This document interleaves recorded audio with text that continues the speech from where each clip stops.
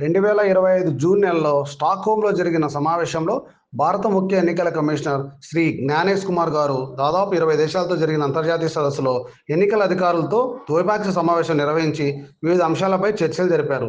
అందులో ఒక అంశమైన మరణించిన ఓటర్లను సంబంధిత ఓటర్ల జాబితా నుండి ఎప్పటికప్పుడు తొలగించే ప్రక్రియను ఇప్పుడు చూద్దాం.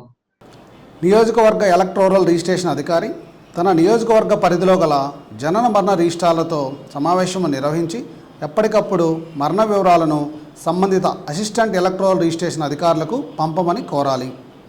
అసిస్టెంట్ ఎలక్టోరల్ రిజిస్ట్రేషన్ అధికారులు మరణించిన ఓటర్ల వివరాలను ఎప్పటికప్పుడు బూత్ లెవెల్ అధికారులకు పంపవాలి. బూత్ లెవెల్ అధికారులు సదరు మరణించిన ఓటర్ వివరాలను క్షేత్రస్థాయిలో విచారించి ఓటును ఓటర్ జాబితా నుండి ఎలా తొలగించాలో ఇప్పుడు చూద్దాం. నమస్కారం, నా పేరు కీర్తి అమ్మ. నేను ఈ ఏరియాకి బూత్ లెవెల్ అధికారిని. మీ ఇంట్లో ఒకరు మరణించారని చెప్పి తెలిసిందమ్మా.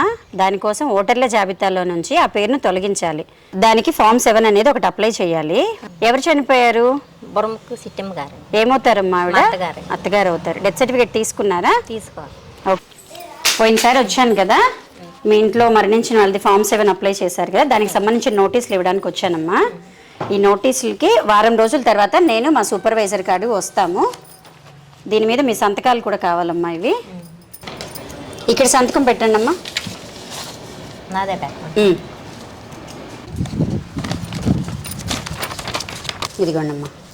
వారం రోజుల తర్వాత నేను మా సూపర్వైజర్ గారు విచారణకు వస్తామమ్మా. డెత్ సర్టిఫికేట్ రెడీగా పెట్టుకోండి. బూత్ లెవెల్ అధికారులు విచారణ నివేదికను సంబంధిత ధృవపత్రాలను అసిస్టెంట్ ఎలక్టోరల్ రిజిస్ట్రేషన్ అధికారికి సమర్పించాలి. తర్వాత అసిస్టెంట్ ఎలక్టోరల్ రిజిస్ట్రేషన్ అధికారులు ఈ నివేదికను ధృవపత్రాలను క్షుణ్ణంగా పరిశీలించిన తర్వాత ఎలక్టోరల్ రిజిస్ట్రేషన్ అధికారికి ఆమోదం నిమిత్తం పంపాలి. చివరగా ఎలక్టోరల్ రిజిస్ట్రేషన్ అధికారి ఉత్తర్వులతో సదరు మరణించిన వ్యక్తి ఓటును ఓటర్ జాబితా నుండి తొలగించబడుతుంది.